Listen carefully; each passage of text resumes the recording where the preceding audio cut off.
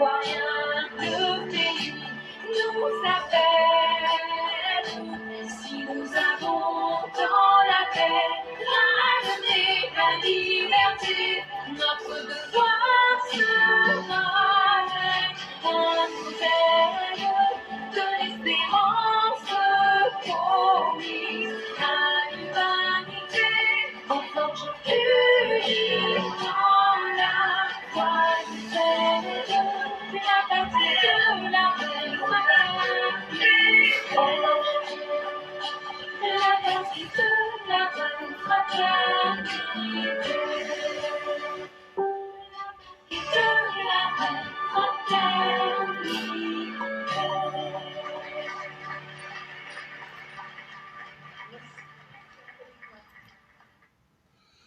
Bonjour mesdames et messieurs, bonjour chers auditeurs, bonjour chères auditrices, bonjour à tous les élèves de la classe Éclaireur Pro Vérité, bonjour à tous ceux et toutes celles qui nous suivent en ce moment.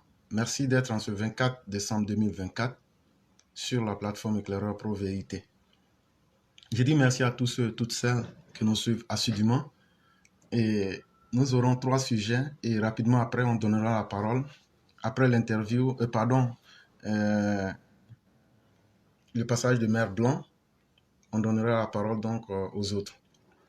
Mais bien avant cela, il est important de signaler que les forces de défense et de renseignement de la Côte d'Ivoire ont mis la main sur des stocks de t-shirts qui stimulaient un rapprochement entre la Russie et la Côte d'Ivoire. Vous pouvez voir d'un côté le drapeau russe et d'un autre côté le drapeau ivoirien. Et comme ça, c'est à travers les membres de la FECI. Si vous vous souvenez, il y a quelque temps, lorsque la FECI était traquée, je vous avais dit qu'il y avait des agents ou des éléments de la FECI qui avaient pu fuir et sortir du pays. Et donc, avec la complicité de ces personnes, Soro Guillaume, Blé Goudet, ainsi que les résidus de la FECI qui sont sur le terrain, essayaient de faire porter ça dans les manifestations publiques qui allaient se faire pendant ces moments de joie et essayer de troubler les mentalités. Mais il faut dire que nos forces de défense et de sécurité ont fait le travail comme il se devait. Et donc, ils ont pu mettre la main sur les stocks de t-shirts. Et ces t-shirts-là provenaient du Burkina Faso. C'était donc la première information qu'il était donc utile de dire aux uns aux autres. Et de dire à Ibrahim Kaka que les tentatives de coup d'État qu'il simule, ce n'est qu'une perte de temps. Mais Ibrahim Kaka, tu seras tué comme un chien dans un coup d'État qui ne va pas durer. Ce n'est pas pour longtemps. Il ne sert à rien de simuler des coups d'État. Si tu veux jouer au héros, c'est une perte de temps. Et ce que je peux te dire, hier nuit, tu as simulé un coup d'État. Dis-nous encore que c'est la Côte d'Ivoire et peut-être la France même qui sont... Ça ne nous intéresse pas. Mais tu vas mourir comme un chien. Tu seras abattu et ton corps sera traîné dans la rue de Ouagadougou. Ça, il faut en être sûr. Et tu ne peux rien faire. Chaque jour qui passe ne fait que condamner ton sort et tu ne pourras pas échapper. Cela étant dit, nous passons au premier sujet, l'art de devenir un lâche. Et donc, si vous voulez devenir un lâche parfait, il y a un modèle qui existe. Il s'appelle Pascal Affi N'Guessan.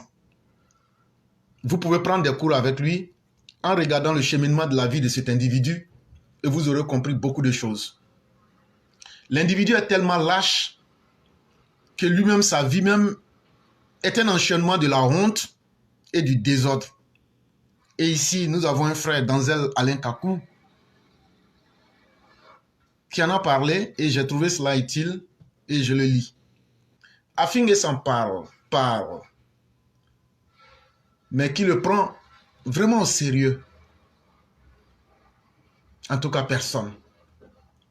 Si ce n'est pour faire croire qu'il existe, comment un fuyard comme lui, Affi N'Guessan, peut-il empêcher la candidature du président Alassane Ouattara pour son deuxième mandat de la Troisième République s'il le désire? Et donc, pour des indigents, des lâches, des pouilleux et des poltrons comme Pascal Affi N'Guessan, c'est une honte quand on voit cet individu, cet énergumène, se placer là à dire Alassane Ouattara ne doit pas être candidat. Bon, s'il est candidat, là, vous allez faire quoi? Ce que vous pouvez faire de pire, là, C'est ce que nous, on veut voir. 2025, là, tout ce que vous pouvez faire de pire, là, nous, on veut voir ça. Et puis, nous, on va vous montrer le pire que nous, on peut faire. Personne n'a peur de son ami dans le pays, là. Là où vous voulez qu'on parte, là, on ira là-bas. Mais nous, on va aller là-bas 3 fois plus que vous. Alassane Ouattara n'a jamais empêché quelqu'un d'être candidat. Mais au contraire, vous l'avez toujours mis le bâton dans les roues. Quand il était dans l'opposition, comme quand il a pu prendre le pouvoir. Toi, Finguesson, quand vous étiez dans votre FPI, c'est pas toi qui disais aux gens que ce monsieur-là ne sera rien dans ce pays. On a vu tout ce spectacle-là. Mais ce monsieur a été quelqu'un dans ce pays. Ce monsieur a été le président dans ce pays. Un malheureux comme toi, Finguesson, un déchet politique comme toi, un ignoble individu, un individu sans carrure morale, tu n'as pas honte? C'est pas toi qui te mettais entre les pattes du RHDP il n'y a pas si longtemps que ça? Un animal rampant comme toi? Et je l'avais bien dit aux gens du RHDP, on ne se met jamais en compagnie des malheureux, des malchanceux comme toi à Finguesson. Et aujourd'hui, tu sors avec ta sale beuve, tu te promènes, c'est toi qui veux jouer les durs. Mais cette fois-ci là, on va couper ta queue à la racine sans anesthésie. Ignoble que tu sois, individu défaillant et au rabais. Toi là, ta vie là, ça servait à quoi? En train de suivre les autres. Voilà un incapable, un indigent de la pire espèce qui n'est même pas capable de s'assumer. Aujourd'hui, tu veux jouer les garçons. C'est Ouattara qui s'amuse avec vous. Mais à la moindre incartade, on va vous taguer vous tous. Bande de chiens galeux que vous êtes. Alassane Ouattara là, il sera candidat. Si pays là veut là, ça n'a qu'à brûler. Pays là, c'est nous nos parents qui ont construit. Toi, un fils d'étranger comme toi, faut aller à la recherche de ton père. Hein? Toi, Finguesson, va rechercher ton père. Et c'est comme ça. Les fils des migrants burkinabés que vous êtes là.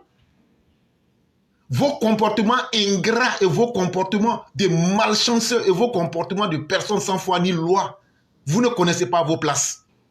Mais cette fois-ci là, on va vous montrer quelle est votre véritable place. Si Alassane Ouattara n'est pas s'il n'est pas candidat là, nous on va brûler le pays là. Comme vous aimez qu'on se menace là, on va se menacer. Si Alassane Ouattara n'est pas candidat là, pays là, nous on va brûler. On vous dit ça. C'est nous là, ceux qui ont créé rébellion là, on va brûler le pays là. Et puis on va voir où ça va aller. Vous les voyez parler comme si c'est leur père et mère qui ont construit le pays.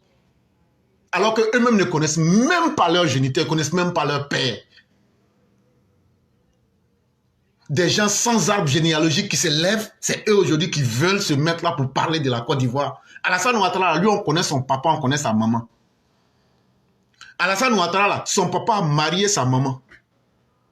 Ce n'est pas des bâtards qui vont venir montrer le chemin à des enfants bien nés. Et ça suffit. Et dans la politique ivoirienne, les bâtards, on en compte à n'en point finir. Mais ces bâtards, là, on va les mettre à leur place maintenant. Ce que vous allez dire là, on va vous retourner ça au centuple. Finguesson non seulement est vraiment marrant, quand il dit devant les populations de Bessikwa que la constitution ivoirienne ne peut pas faire 2 mandats. Regarde comment tu es malhonnête. Tu n'as pas honte de ta vie.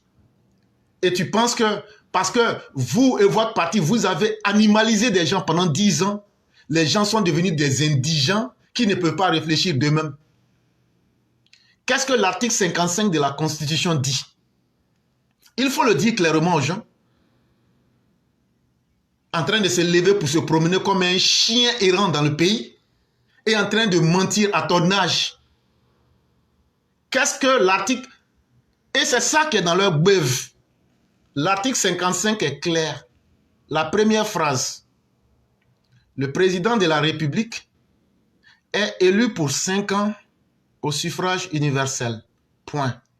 Deuxième phrase. Il n'est rééligible qu'une fois. Et j'explique ça.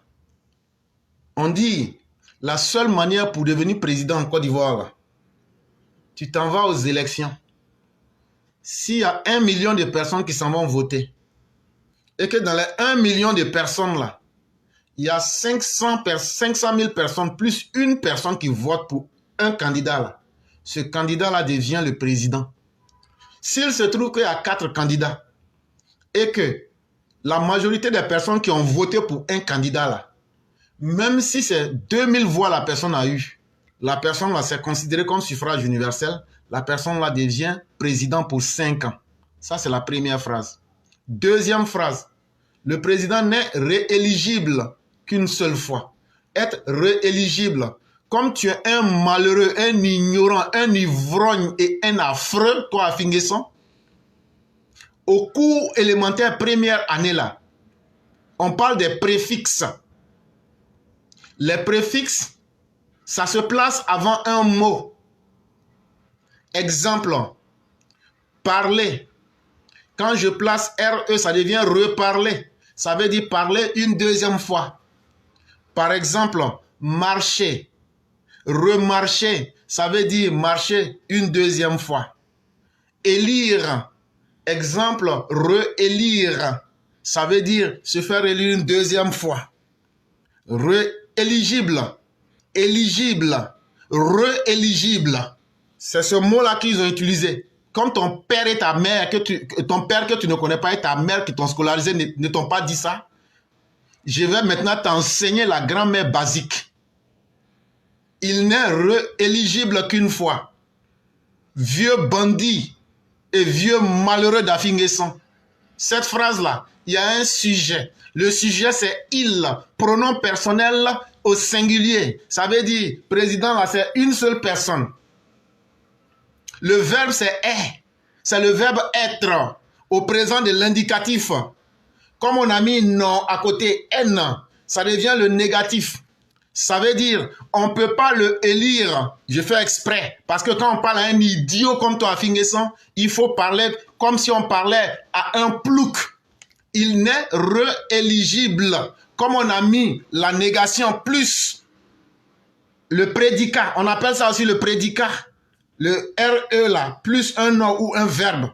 Donc là, ça devient, il n'est rééligible qu'une seule fois. Ça veut dire, on ne peut le voter que 2 fois. Et après ça, on ne peut plus le voter. C'est ce que ça veut dire. Comme tu as appris ta grand-mère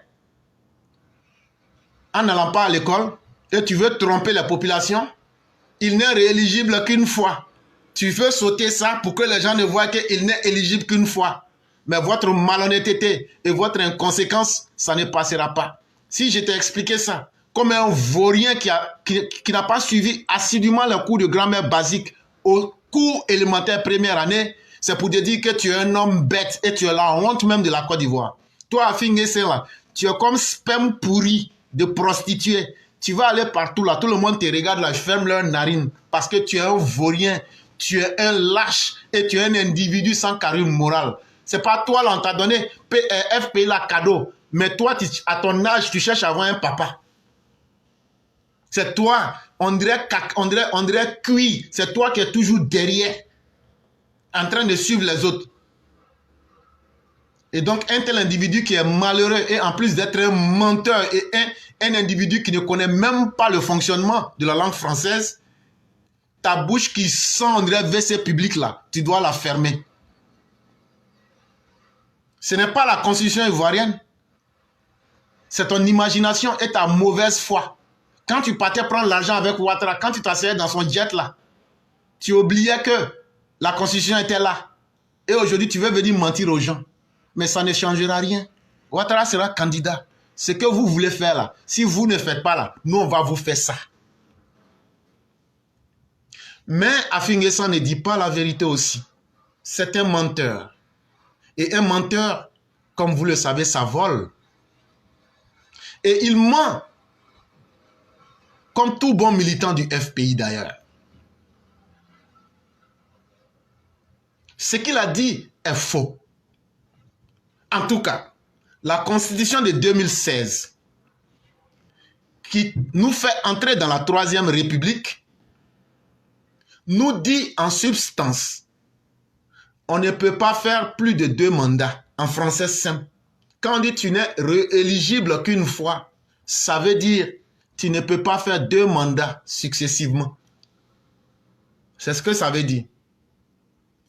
On s'arrête donc à ce mandat si l'on est réélu après le premier mandat. La nuance est claire. Et ça, il faudrait que les choses soient claires. Laurent Gbagbo, là, si cet affreux individu, ce déchet et cette pourriture sociale était un voleur de mandat, Alassane Ouattara était un individu propre. Alassane Ouattara était un individu sans faille morale. Laurent Gbagbo, là, vous savez très bien qu'en 2000, il a volé les élections pour être là. Oulata Gouadi, qu'il a aidé militairement à prendre le pouvoir, le dit clairement. Je ne reviendrai plus là-dessus. En 2005, Laurent Gbagbo a refusé d'aller aux élections. Il a fait mandat cadeau. La constitution de 2000 disait la même chose. Qu'on est rééligible qu'une seule fois. Donc en 2010, là, votre Laurent Gbagbo ne devrait pas être candidat. Mais vous avez menti aux Ivoiriens et trompé les gens. Mais ça suffit. Aujourd'hui, là, il y a l'Internet. Aujourd'hui, là, il y a la réalité qui est en face de tous. Ce ne sont pas des malheureux, des maudites personnes comme toi à Finguesson qui vont venir s'arrêter devant nous pour nous raconter des carabistouilles et de la connerie et de la merde humaine et on va te regarder pour te laisser faire. Ce temps-là, il est terminé. Comme tu veux te comporter comme un individu impoli dans notre société, on va faire ça aussi pour te mettre ça dedans proprement. Est-ce que ce Afinguessan a-t-il une fois lu la Constitution? Je me pose aussi cette question-là. Parce que pour parler aussi bêtement, il faut être moutonisé, il faut être lobotomisé par la stupidité pour venir dire des choses en pensant que de la manière que lui, il a été un vaurien et un inutile dans la vie, là, nous, nos parents, là, l'argent qu'ils ont mis dans notre école, là, ils ne vont pas regretter un jour. Parce que il n'y a personne et des maudites personnes comme toi, à Finguesson, qui vont venir s'arrêter devant nous pour raconter leur conneries. Vieux impoli que tu sois. Est-ce que toi, à Finguesson, là, la constitution de 2016, là, tu l'as lue? Est-ce que tu sais que cette constitution a été votée au référendum en novembre 2016? Si vous êtes dans votre monde parallèle là, et que vous n'avez pas le courage d'accepter la réalité qui s'impose à vous là, c'est votre problème. Tout ce qui vous reste là, allez faire coup d'état. Et là, on va vous faire ça propre. Espèce de vieux haineux, fils de migrants, saisonniers, individu perdu, un pervers qui se promène. Voleur d'argent, des planteurs. C'est toi aussi là, tu vas te lever comme ça pour ouvrir ta sale beuve. Tu n'as même pas de respect pour tes propres parents. Sinon tu ne serais pas là, Bessikois. Quelqu'un qui n'est pas capable de respecter ses propres parents, qui se va leur mentir, mais tu es moins qu'un ver de terre et une pourriture. Mais cette Côte d'Ivoire là, comme c'est les impôts de nous tous, nos pères et mères qui ont construit cette Côte d'Ivoire là, comme cette Côte d'Ivoire là, chacun a son village là. Si on doit la brûler là, on va la mettre en cendres ensemble. Et puis on va s'asseoir pour regarder. Mais ce ne seront pas des fils de migrants saisonniers, des individus au rabais, des miséreux, des malheureux qui vont le faire à notre place. Et toi, à Finguesson, tu dois connaître ta place. Tu es tellement malheureux que même quand on te donne de l'or, tu transformes ça en caca. C'est pas toi ici, là, on a pris PDCI, on a pris FPI, là, te donner. Qu'est-ce que tu en as fait? Toi, une mauviette de la pire espèce. Quelqu'un qui ne peut même pas, avec tout ce qu'on lui donne, qui ne peut même pas se faire. C'est celui-là aussi qui se lève aujourd'hui pour venir jouer les garçons. Mais Alassane Ouattara, là, c'est lui qui est gentil avec vous. Mais cette fois-ci, là, nous, les populations, on va s'occuper de vous. Toi, tu t'es pas habillé ici comme une prostituée du Touareg pour essayer de fuir en 2020. Ça ne te fait pas honte quand tu vois ces images-là? Un pouilleux comme toi, un cochon du marché public comme toi à Finguessan. C'est toi qui vas te lever pour venir aujourd'hui fanfaronner dans le pays pour penser que vos propagandes, vos mensonges et vos stupidités, les gens vont les avaler.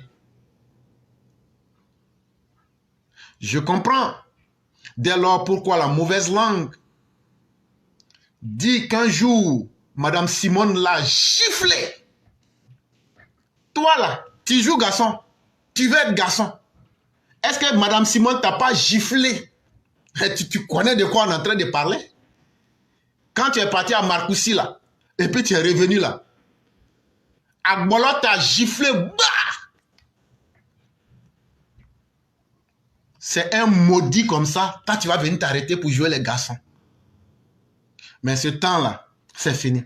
2020 et puis 2025 là, il y a 5 ans dedans. Les 5 ans là, expérience là, on a eu ça. On vous attend cette fois-ci. Cette fois-ci là, tu n'auras pas droit à Coca-Cola et puis frites avec cuisse de poulet. Tu n'auras pas ça. On va te taguer. Regarde-moi cette pourriture qui s'élève et qui veut jouer les philosophes dans la cité. Toi, à Finguessan. Toi, là. C'est-à-dire que Simone l'a giflé. Bah! C'est pas aller quelque part. On t'a donné leur FPI, les reliques, là. Comme l'enfant prodigue, tu as été incapable. Tu allais revendre le FPI. Et aujourd'hui, là, tu es dans la nature, tu cherches encore des nouveaux amis et surtout un nouveau père. Mais ça veut dire que si on s'en réfère à Sigmund Freud, ça veut dire que tu es un névrosé de la pire espèce. Un individu qui est dans une séance de refoulement très agité.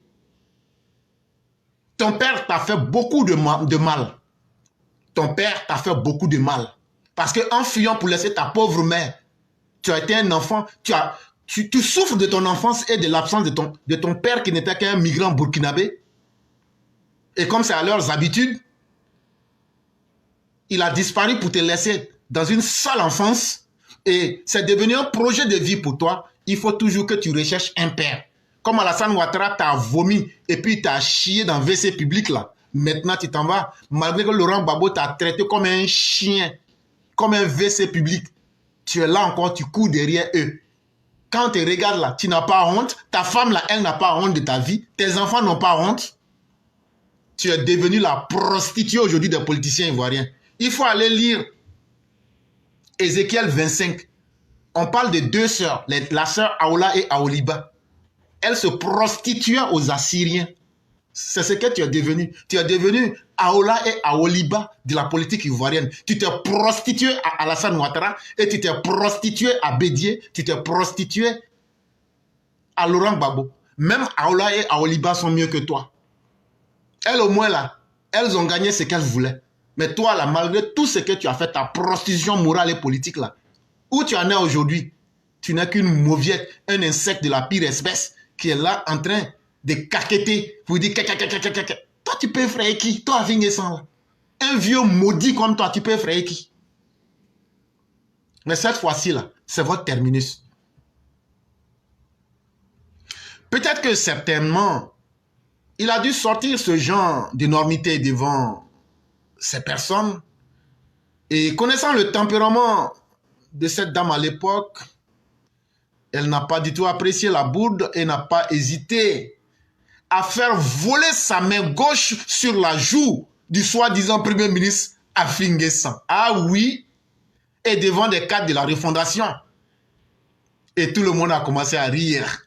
Toi à Finguessan là, quand la madame là, tu la connais, Madame Simone, la promotrice des escadrons de la mort, a soulevé son bras gauche et elle a lancé ça dans ton vilain visage de chien, ton visage d'individu sous-évolué. On entend bah dans le jour là et les gens sont là, ils rient de toi. C'est toi comme ça, là, une mauviette, un déchet, un capote réutilisé 4 fois. C'est toi comme ça, là, tu vas venir parler devant. Hey, bouche là, parler mal là, c'est parce qu'on n'aime pas. Sinon là, si on veut se essayer à ce jeu là, On est 1000 fois plus dangereux que vous dans ça. Mais maintenant, là, on va même plus se priver. Vous descendez dans la poubelle, là. Nous, on va manger ce qu'il y a dans la poubelle, là, et puis on va digérer ça devant vous. Bande de bâtards que vous êtes. Si tu souffres d'un complexe d'infériorité qui t'amène à rechercher ton père, mais il faut t'en prendre au Burkina Faso, qui est ton pays d'origine, et demander des comptes à ton père et à sa communauté. Mais les Ivoiriens, là, parce que si tu étais un vrai Ivoirien, là, tu ne serais pas là à Bessikoua pour aller manquer de respect aux populations. Tu ne serais pas allé les traiter comme des moutons. Toi qu'on gifle, toi qu'on utilise comme une pute partout. Tout le monde t'a utilisé ici. Il y a une chanson de Larry Sheck, là. On dit on te mougou et puis on te laisse là, c'est toi. À Marcory, ils t'ont mougou et puis ils t'ont laissé. Au RHDP, ils t'ont mougou et puis ils t'ont laissé. Au FPI, là, ils t'ont mougou par tous les sens et puis ils t'ont laissé. Au PDC, là, ils t'ont mougou et puis ils ont laissé. C'est toi qu'on appelle Djantra Djandjou. Comme tu veux jouer les impolis, là, à Fingessan, on va montrer que nous, on est plus mal élevés que toi. Viens impoli, déchet que tu sois. Toi qui étais la honte du FPI. On te gifle, tu n'as même pas de dignité. Les gens sont arrêtés là, ils rient. Soi-disant Premier ministre. Toi, tu as apporté quoi aux Ivoiriens? Tu peux apporter quoi aux Ivoiriens? Votre réconciliation de merde là, on ne la fera pas.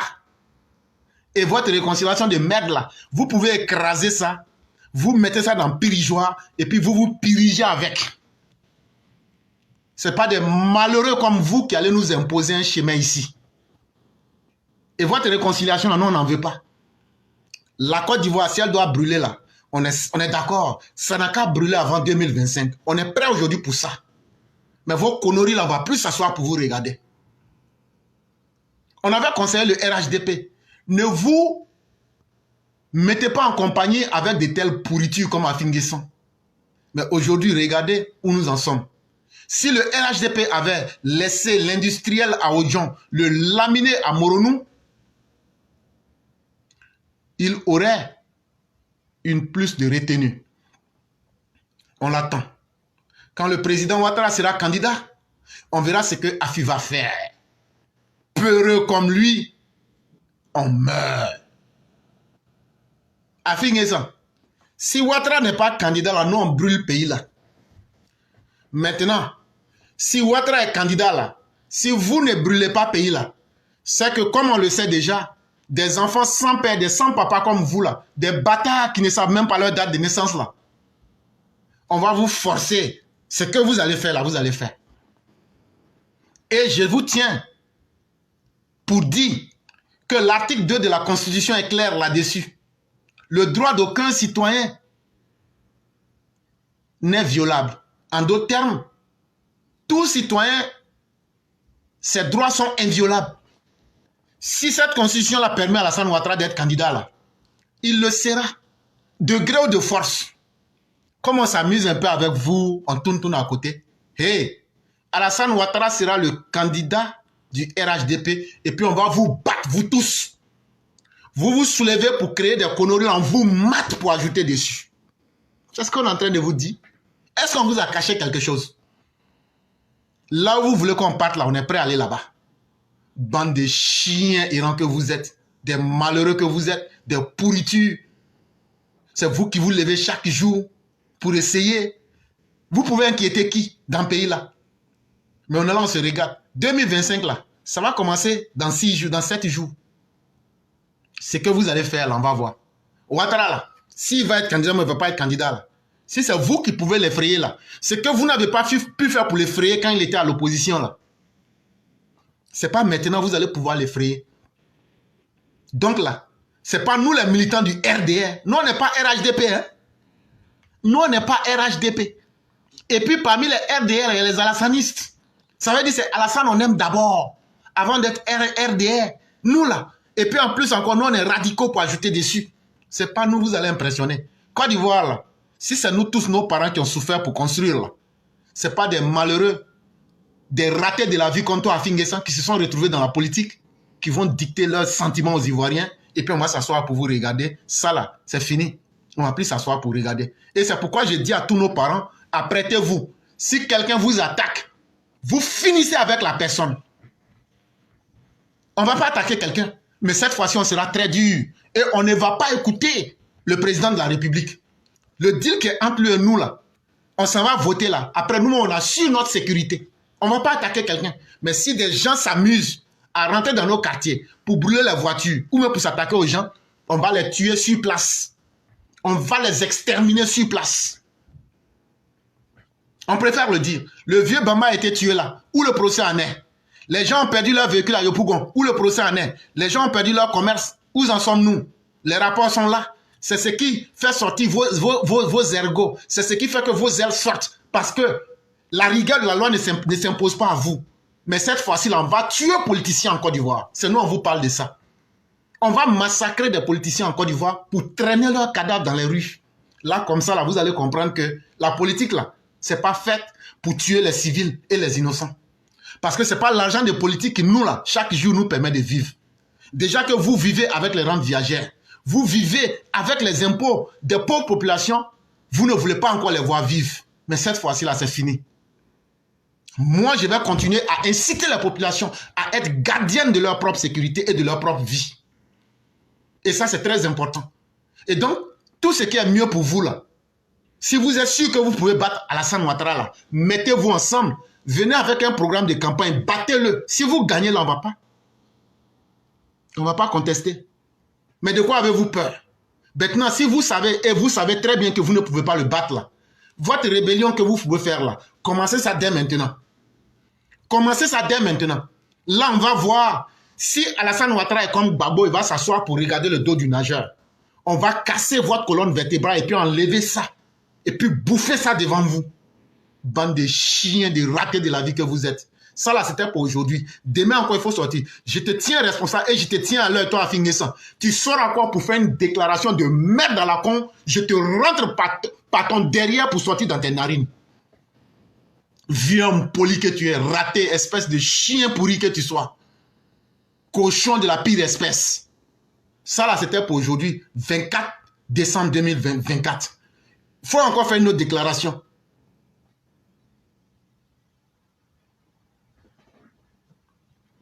Sujet numéro 2. En Côte d'Ivoire, les gendarmes les indiquent et la cocaïne volatilisée.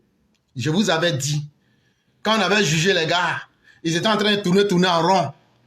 Quand ils avaient voulu juger, le gars leur a dit, ah, on n'a qu'à rentrer dans huis clos.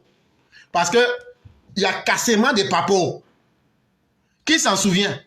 Drogue qui a été attrapée en 2021 là. Et puis ça s'est mélangé. Qui se souvient? Il y a peut-être un mois, on a parlé de ça. J'ai dit que j'allais fouiller l'affaire là. Si je trouvais les noms, j'allais venir donner les noms. J'avais dit ça ici. Donc dans Jeune Afrique d'hier, dans Jeune Afrique qui date du 23 décembre 2024, ça a été écrit par Florence Richard. Dans Jeune Afrique du 23 décembre 2024, 23 pardon, on a trouvé quelques indications. Et donc là, je vais venir dire ça. Moi là, je ne vais pas me mettre des limites. Hein. Ce qui se passe là, on va dire les choses claires pour que les gens comprennent. 11 gendarmes, dont l'ancien patron de la cellule anti-drogue du port d'Abidjan. Donc là, si tu connais celui qui était l'ancien chef de la cellule anti-drogue du port d'Abidjan, là, il était dedans. Sont actuellement jugés à huis clos en Côte d'Ivoire. Et ils sont en train d'être jugés en ce moment. Ils sont accusés d'avoir détourné et revendu 200 kilos de cocaïne issue d'une importante saisie datant de 2021. Je vous l'avais dit ici. J'avais posé la question, pourquoi il y avait discordance? Pourquoi l'information sur la quantité n'était pas la même? Déjà, eux, ils avaient volé 200 kg de cocaïne, ils avaient caché ça à côté. Quand ils ont saisi là, déjà, eux, ils ont enlevé 200 kilos. 200 kilos là, sac de 50 kilos là, sont 4. Eux, ils ont enlevé cocaïne et ils ont mis ça à côté. Et puis, ils ont déclaré le reste. Florence Richard. Début mars 2021, une saisie de drogue record est dévoilée à la presse par les autorités ivoiriennes. Au total, 1 tonne, 1,56 tonnes de cocaïne brute, dont la valeur est estimée à 25 milliards de francs CFA. Mais probablement beaucoup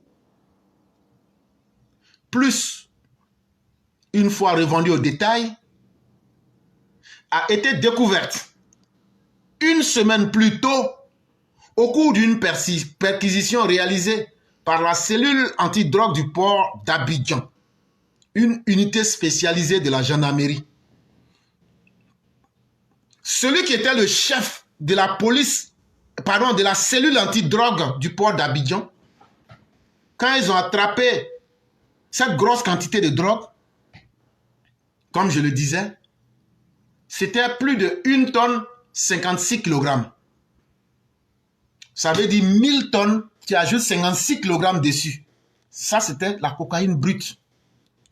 Si on revendait là, en gros là, ça faisait 25 milliards de francs CFA.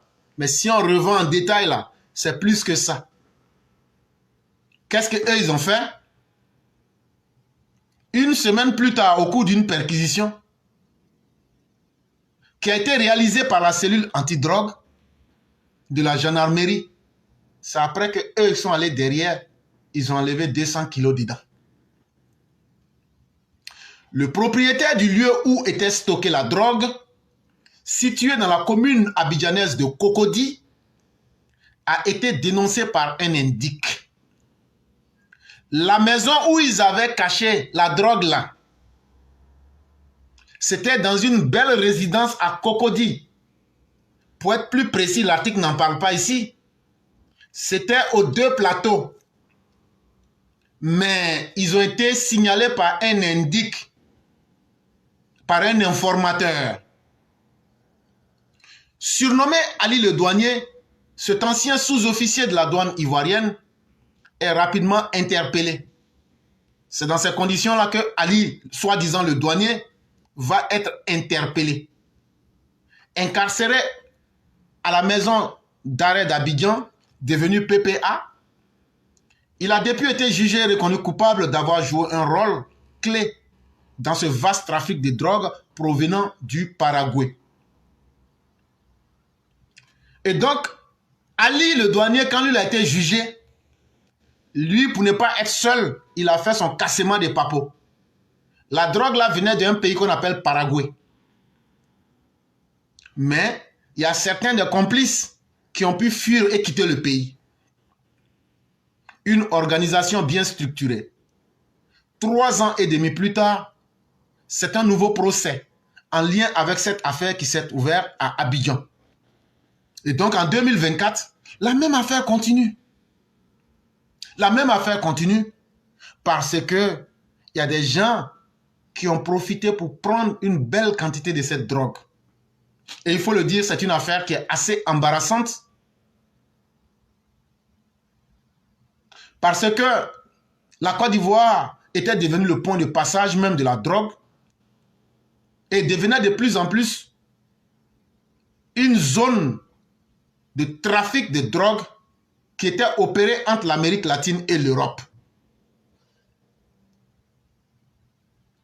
En effet, 11 gendarmes, dont l'ancien patron de la cellule antidrogue du port d'Abidjan, on n'a pas dit aéroport, on n'a pas dit port.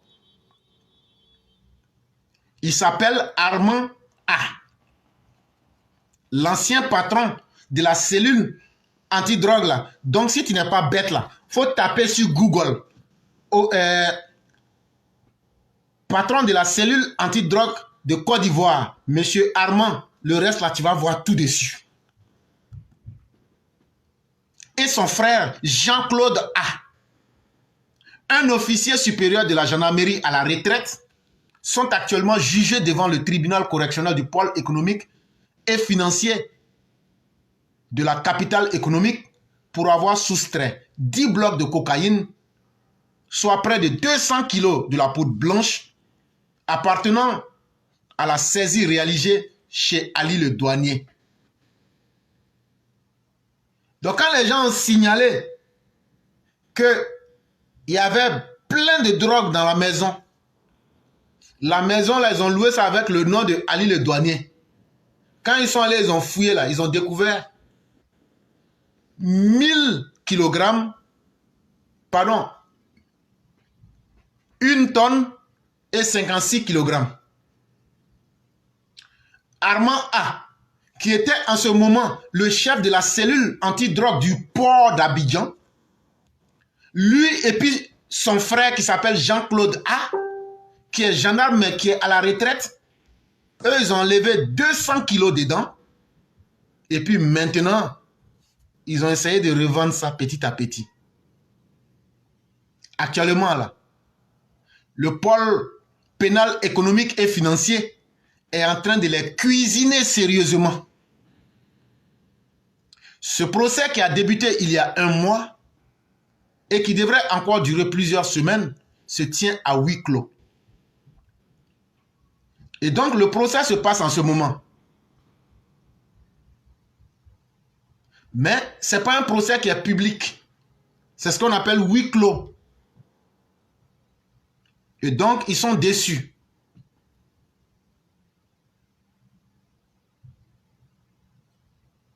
Il y a aussi notre enquête sur la Côte d'Ivoire qui s'appelle « Sur la piste des narcotrafiquants entre Abidjan et San Pedro ». 5 autres gendarmes présents dans le banc des accusés sont également membres de cette unité dont le périmètre d'intervention va au-delà de la très sensible zone portuaire et s'étend dans le tout Abidjan Sud.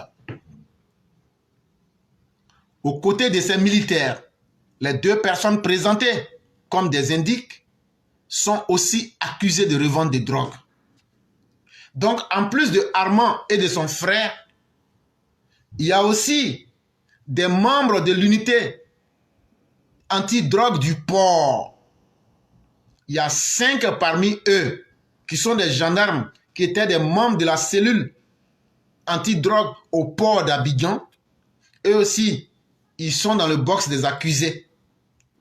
En plus d'eux, il y a aussi 2 des indicateurs ou bien de ceux qui sont les informateurs. Il y a aussi 2 dedans. Donc si vous calculez bien, 2 plus 5 plus 2, ça fait 9 personnes.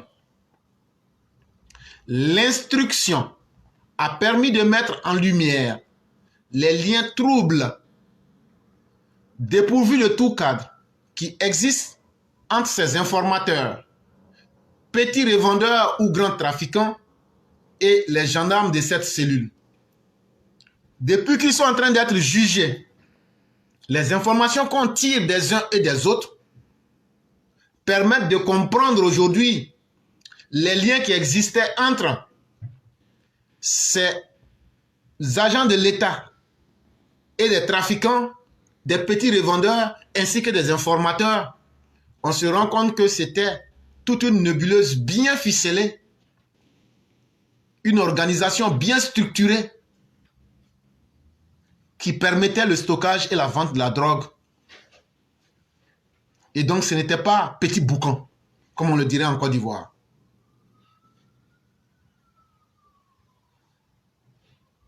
Un des informateurs avait été interpellé en possession de 37 grammes de cocaïne par les agents du CCDO.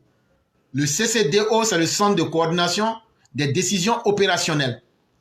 Une unité en charge notamment de la lutte contre le grand banditisme. Le petit revendeur de drogue du nom de Aboudraman D se trouvait être un informateur de la cellule de lutte anti-drogue du port autonome d'Abidjan. Donc quand les gens de la CCDO ont attrapé le petit revendeur de la drogue avec 37 grammes de cocaïne, Aboudraman D, quand ils l'ont bien remué, quand il a parlé là, les gens ont vu que c'était un informateur de la cellule anti-drogue. Ils profitaient donc de ce statut-là pour faire du sale boulot dans la ville. Son témoignage crucial permettra aux enquêteurs de remonter jusqu'aux gendarmes et de découvrir leur méthode. Comme les gens du CCDO là, eux ne savaient pas.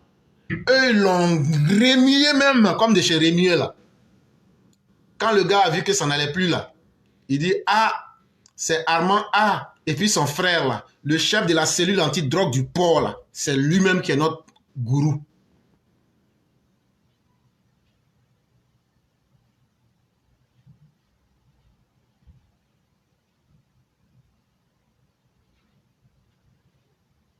C'est lui qui est notre gourou. De la prison et des milliards de francs CFA requis contre les accusés. Un autre informateur, Aymar B, A-Y-M-A-R-D-B, lui aussi revendeur, mais de plus grosses envergures, joue un rôle central dans cette histoire. En plus de tout ce dont on vous a parlé, il y a un autre revendeur qui était aussi informateur. Il s'appelle Aymar B. Lui aussi, il a été capturé. Et lui, c'était un gros revendeur. Et il jouait aussi un très grand rôle dans la vente de la drogue à travers Abidjan et tout le pays, si vous voulez. 8 blocs de cocaïne sur 10 auraient transité par son domicile. Donc, Aymar B, là, sur les 200 kilos, là, il y a au moins 80 kilos, non, pardon, 160 kilos qui ont passé chez lui à domicile. Résident au Maroc, il est présenté comme étant celui qui a balancé Ali le douanier, lui-même appelé à la barre dans ce procès en qualité de témoin. Et donc, d'aucuns disent que c'est lui qui a balancé Ali le douanier. Mais de toute façon, ils ont tous été pris. Et ils sont devant la justice en ce moment. Dans la luxueuse villa d'Aymar B, à Aswende, les enquêteurs vont retrouver un peu plus de 55 millions de francs CFA en espèces, alors qu'on ne lui connaît aucune activité professionnelle rémunératrice. En plus de la drogue qui a transité chez lui, il a une villa luxueuse à Aswende, une belle villa là-bas. Et qu'est-ce que les enquêteurs ont découvert? 55 millions, ça est dans des mallettes. Et puis c'est déposé. On dit, bon, tu fais quel travail? Tu fais quoi comme travail? Lui-même, il n'arrive pas à dire ce qu'il fait comme travail.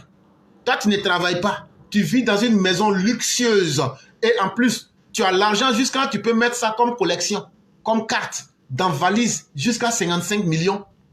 Ah non, on sait ce que tu fais. Toi-même, tu sais que nous, on sait ce que tu fais. Ce n'est pas la première fois que les forces de l'ordre ivoiriennes sont éclaboussées par un scandale de cette nature. En avril 2022, plus de 2 tonnes de cocaïne avaient été saisies dans les villes portuaires de Abidjan et de San Pedro. Cela était un record. Une trentaine de personnes avaient été interpellées, dont le chef de la police de San Pedro. Ce dernier a d'ailleurs été condamné à 10 ans de prison en avril dernier, à l'instar de 13 personnes impliquées, dont le cerveau espagnol des opérations en Côte d'Ivoire. C'était un article de Florence Richard dans Jeune Afrique du 23 décembre 2024. Et donc c'est le lieu d'interpeller les autorités policières, judiciaires ou les forces de défense et de sécurité. Le pays a changé. À cause de votre comportement là, on a mis le pays sur la liste grise. Voyez-vous, ça fait encore plus mal quand vous avez la confiance publique, la confiance de l'État, et que vous trahissez cette confiance pour vous mettre au niveau des brigands. Ce qui vous arrive là, on doit vous utiliser pour que vous serviez de leçon. Parce que à cause de votre comportement, on ne va pas juger tous les gendarmes, tous les policiers et toutes les forces de défense et de sécurité de la Côte d'Ivoire. Mais votre comportement est un comportement honteux. C'est un comportement indigne et c'est un comportement déshonorant. Et c'est un comportement malsain parce que l'État vous a fait confiance. Les Ivoiriens vous ont fait confiance. Les contribuables vous ont fait confiance. Vous utilisez la fonction publique à vous assigner pour jouer sur la confiance, pour se foutre de la confiance du public. Comment vous pouvez être le chef d'une cellule anti-drogue et on vous retrouve en train de vendre la drogue aux gens?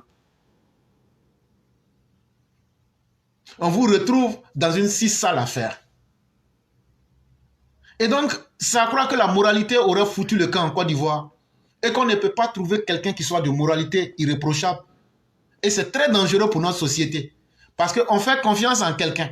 C'est comme un voleur qui est dans ta maison et puis il te vole Et puis en même temps, c'est lui qui doit faire l'enquête du vol. Mais il va accuser les personnes innocentes. Et c'est la même chose. Comment quelqu'un qui est lui-même corrompu dans le business de la drogue et en même temps qui est le chef de la cellule. Et c'est pourquoi les valises là passaient. C'est pourquoi Ali le douanier ne s'inquiétait pas. Et c'est pourquoi chaque mardi, Ali le douanier, quand il passait, la personne le vérifiait. Au scanner. Déjà, ce sont les patrons là même qui étaient là, qui soutenaient Ali le douanier. Mais vous voilà maintenant devant la justice. On ne sait pas comment l'affaire va se terminer. Mais vous êtes actuellement là, vous êtes mal dans le pain. Parce qu'actuellement, à la Côte d'Ivoire, là, nous on veut laver notre nom pour aller sur la liste blanche. Donc là, on va vous sacrifier, vous tous. À ceux qui sont dans ces domaines-là, faites bien votre travail. Évitez de vous laisser corrompre. Parce que même si une fois ça vous marche, deux fois ça vous marche, ce n'est qu'une question de temps. Tôt ou tard, vous tomberez et vous serez pris. Sujet numéro 3 qui sera le dernier. Je me plais à vous lire un peu le livre « Les 48 lois du pouvoir » pour que ceux qui pourront en retiennent quelques leçons. On va vous lire aujourd'hui la loi numéro 7. Laissez le travail aux autres, mais recueillez les lauriers. Ou si vous voulez, recueillez-en les lauriers. Utilisez la sagesse, le savoir et le travail des autres pour faire avancer votre propre cause. Non seulement cette aide vous sera gagner une énergie et un temps précieux, mais elle vous conférera une aura quasi divine d'efficacité et de diligence. À la fin, vos collaborateurs seront oubliés et on ne se souviendra que de vous. Ne faites jamais ce que les autres peuvent faire à votre place. Le monde du pouvoir a la même dynamique que la jungle. Il y a ceux qui vivent de leur chasse.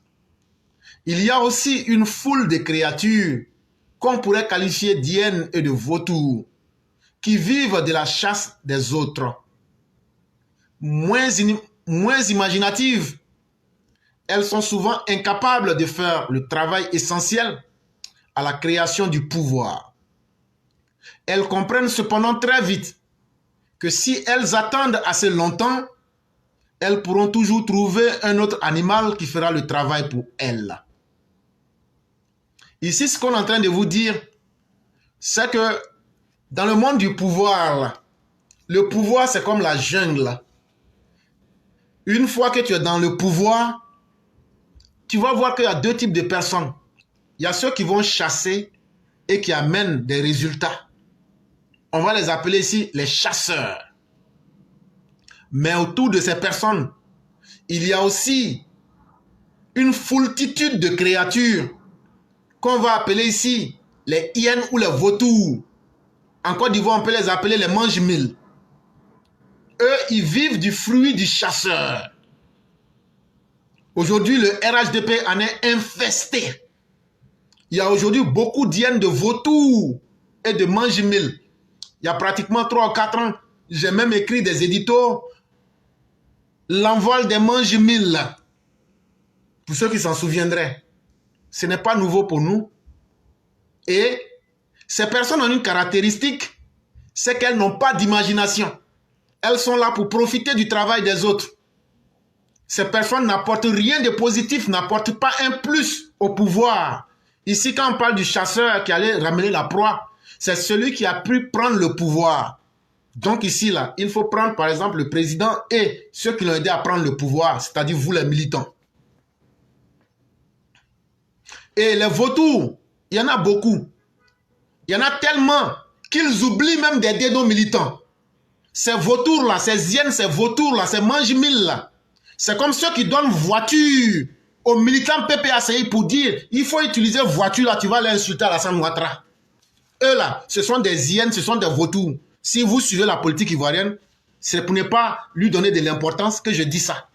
Sinon, j'aurais pu dire ton nom. Mais tu te reconnaîtras dans ce que je suis en train de dire. Et ces gens-là, il en existe à foison. Ces hyènes, ces vautours, ces mange-mille, Ils sont là et ils vont tout faire parce qu'ils ne sont pas, ils sont en incapacité d'avoir de l'imagination, incapables de faire un travail qui est essentiel pour maintenir le pouvoir. Ils vont donc aider les ennemis en favorisant les ennemis pour se moquer des militants et pour chier sur le travail du chasseur qui a ramené le gibier. Ces personnes sans imagination ont cependant compris quelque chose que beaucoup de personnes n'ont pas compris. C'est-à-dire, elles ne font rien. Elles sont assises en embuscade aux aguets et attendent que vous, d'autres animaux, fassent le travail à leur place et puis ils prennent les bénéfices. Ça veut dire, ces hyènes et ces vautours, ces mange-mille là, vous les militants là, ils vous voient comme des animaux. Donc vous les animaux, vous partez faire le travail et puis eux, ils s'asseyent là, ils prennent les bénéfices. Ne soyez pas naïfs. En ce moment même, tandis que vous trimez sur un projet, des vautours tournoient au-dessus et autour de vous et de votre tête en essayant de trouver le moyen de survivre et même de prospérer grâce à votre créativité. Et donc, ces personnes-là, il y en a plein dans le RHDP. Au moment où vous êtes en train de vous tuer, comment on va faire pour que Alassane Ouattara soit élu en 2025? Ces traîtres, ces indignes, ces vautours, ces mange-mille et ces hyènes sont en train de créer des projets. Et si Alassane Ouattara perdait le pouvoir? C'est ça qui est leur calcul. Au moment où nous sommes en train de nous tuer pour réfléchir comment on va faire, Alassane Ouattara va être président en 2025 pour continuer le travail là. Eux, ils sont comme des vautours, ils sont en train de tourner autour de la tête des militants. Ils sont en train de tournoyer autour comme des hyènes. Ils sont en train de prospecter et ils sont en train de profiter du travail des autres. Quelle indignité, quelle honte! Il est inutile de s'en plaindre ou de se consumer d'amertume. Mieux vaut se protéger et entrer dans le jeu. Une fois que vous avez établi une base de pouvoir, devenez vous-même un vautour et vous vous épargnerez beaucoup de temps et d'énergie. Robert Greene nous dit ici, quand tu connais ces personnes-là, il ne faut pas te tuer. Il faut rentrer dans leur jeu. Et puis il faut les laisser eux-mêmes là. Leur propre col va les prendre. L'exemple complémentaire est celui de Rubens, qui vers la fin de sa carrière se trouva submergé de commandes. L'artiste avait mis au point un stratagème. Dans son atelier, il employait des dizaines de remarquables peintres spécialistes. L'un des vêtements, l'autre de paysages. Il créa ainsi un vaste atelier où un grand nombre de toiles étaient en même temps en chantier. Quand un client important venait en visite, Rubens expédiait ses petites mains dans la nature pendant que son visiteur l'observait du balcon de la mezzanine. Rubens travaillait avec une allure incroyable, avec une fantastique énergie. Le client repartait plein de respect pour cet homme prodigieux, capable de peindre autant de tableaux en si peu de temps. Et donc ici, l'exemple de Rubens qui était un peintre, mais qui a compris qu'il pouvait utiliser les gens comme des animaux pour travailler pour lui, comme des vautours, profiter des gens. On demande, mais comment toi tu es fort, tu peux faire tout ça en même temps?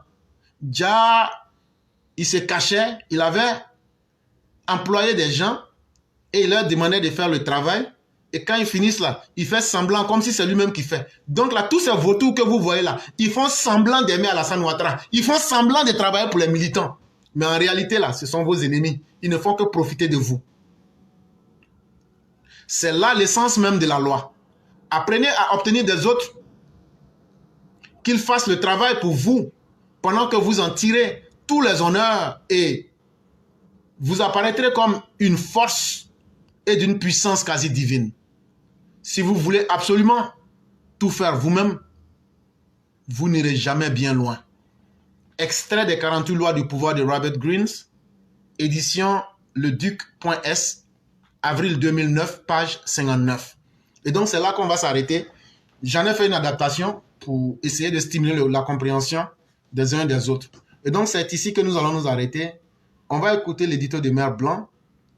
Et lorsqu'on aura fini d'écouter l'édito de Mère Blanc, ceux qui veulent rapidement prendre la parole, on va vous permettre de vous exprimer et fermer le direct du jour. Bonjour éclaireur pour vérité, bonjour à tous mes condisciples de la digne classe éclaireur pour vérité. Mon édito aujourd'hui a pour titre « Il n'y a pas de honte à cela ». L'élection présidentielle approche. Ceci implique aussi la multiplicité des débats télévisés. Pour les talk shows qu'il nous a été donné de voir, les règles de la communication sont méprisées. Est-ce par méconnaissance ou par suffisance? Toujours est-il que cela fait fouillis sur le plateau. Hier, j'ai plaint la journaliste chargée de partager la parole. Elle était ignorée. Monsieur Bredoumi, un exemple parmi tant d'autres, érupte quand la question qui lui a été posée ne lui convient pas, l'obligeant à se protéger plutôt qu'à éclairer la lanterne des téléspectateurs. Nous proposons ceci aux organisateurs de ces débats télévisés qui s'avèrent stériles in fine, de ne pas se gêner à briefer leurs invités en leur énonçant les différents enjeux de la communication avant le passage sous les projecteurs. Il n'y a pas de honte à cela, il y va même de l'efficacité de l'émission elle-même. Alors, monsieur Bredoumi, écoutez-moi. Que signifie communiquer? La communication orale a pour but l'échange d'informations entre individus, au minimum deux. Elle permet de transmettre, répondre, expliquer, clarifier, argumenter, inciter à l'action. Elle induit donc un partage. Mais ce partage sera facilité ou complexifié selon la qualité de la relation humaine entre l'interlocuteur et celui qui devient son récepteur. Ainsi, la communication peut être complète ou incomplète, explicite ou implicite, claire ou faussée. Dans votre cas, M. Bredoumi, vous l'avez faussé. Et il faut que cela s'arrête. Si vous n'êtes pas capable de reconnaître le b.a.-ba de la communication, alors il ne faut pas aller vous asseoir sur un podium et vous rendre plus ridicule que vous ne l'étiez déjà. Merci et à bientôt. Merci encore une fois de plus à Mère Blanc qui nous fait ressortir des défaillances du plateau NCI 360 qui aurait pu devenir un lieu de confrontation idéologique intellectuelle, mais qui est malheureusement devenu un foutoir. Un foutoir parce que on ne demande même pas aux gens les références pour essayer d'éduquer le peuple. Un foutoir parce que ceux qu'on invite, c'est des gens qui n'ont aucune maîtrise des rudiments de la communication. Voilà un Bredoumi Smaïla. Oh my God.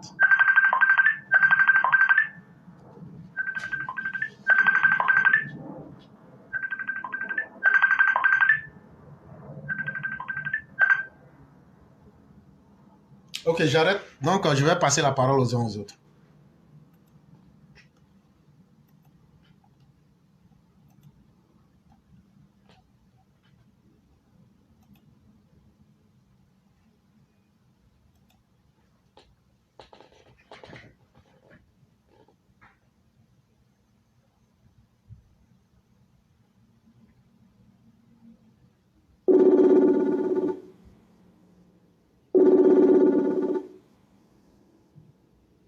Allô? Oui, chère mère, vous pouvez parler, il n'y a pas de problème. Ok, donc bonjour à toute la classe, aux mamans et au père. Traoré Soumaïla Bredoumi, alias Kwasi Popotin, des vieux sages Ségou du PDCI, Cette tapette Tijan Thiam, alias petit-fils de Félix Houphouët-Boigny, dit chaque agent que vous voulez utiliser pour papoiser les peuples de Côte d'Ivoire. Je dis bien, ça ne se passera pas en Côte d'Ivoire. Allez chez les AES et puis allez-y au Sénégal pour gérer votre pays d'origine. Merci, éclaireur pro vérité. Merci beaucoup, cher maire. Et tout le monde a pu constater ce qui s'est passé. Je ne vais pas faire de commentaires aujourd'hui. Ici, je l'ai toujours dit, on laisse une séance aux gens d'appeler, de parler. Donc, je ne vais rien commenter aujourd'hui. Et comme je l'ai dit, ça sera action-réaction. Je vais laisser les gens parler. Quand ils ont fini, je coupe, je passe. Je crois que maintenant, les gens doivent être capables de savoir comment nous organisons. Je ne vais plus me mettre à expliquer, il faut faire ça, il faut faire ça. Ça, c'est terminé. Et en réaction, je ne vais même pas faire un commentaire. Je vais laisser les gens parler. Si les gens ne sont pas capables de nous respecter suffisamment, pour nous laisser finir, c'est du travail que nous faisons. Et chaque jour que Dieu fait, on dit aux gens, voilà, on vous laisse un nombre de temps pour appeler. Mais je crois que c'est suffisant. Comme je l'ai dit, je vais être carrément dans la réaction face à chaque action. Et donc, je ne vais commenter rien aujourd'hui. On va écouter les gens. Et lorsqu'ils ont fini, on va passer à autre chose. Merci beaucoup, cher maire. Merci, mon frère.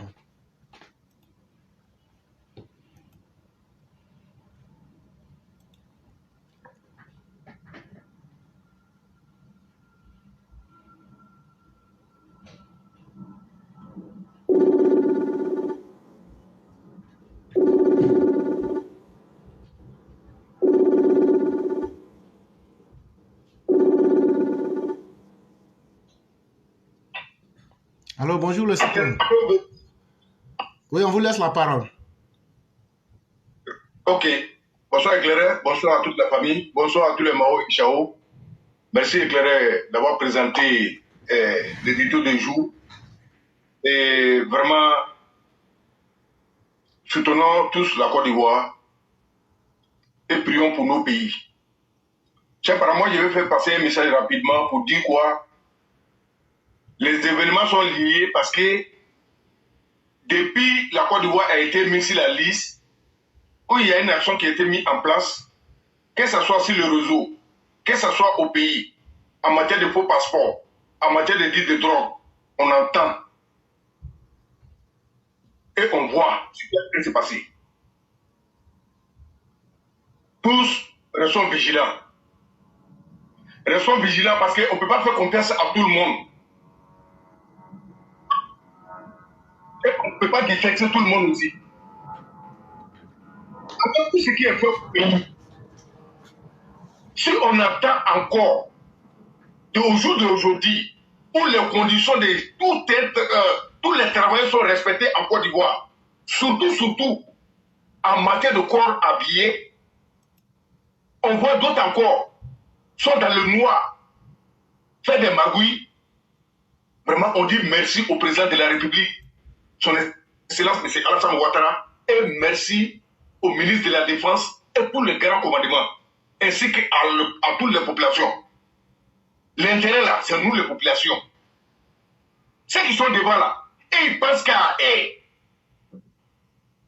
Mais ne nous laissons pas tromper. Il faut qu'on soit vigilant. On aide ce pouvoir-là à traquer ces bandits pour l'avenir de nos enfants, parce que ça, c'est dangereux pour nous tous. Et je dis merci. Merci à tout le monde. Restons ensemble. Le combat continue. Continuons à les dénoncer. Et nous, on encourage l'État de Côte d'Ivoire, surtout au niveau des corps habillés, que ce soit la douane. Vraiment, nous sommes fiers de vous. Faites votre travail pour sécuriser, pour maintenir la paix en Côte d'Ivoire. Donc, éclairé, ce soir, moi, je vais m'arrêter là. Il n'y a pas de problème. Et je te dis merci. Demain, c'est un autre tour. Merci beaucoup, le cyclone, et on vous souhaite une excellente soirée. Merci beaucoup. Merci beaucoup.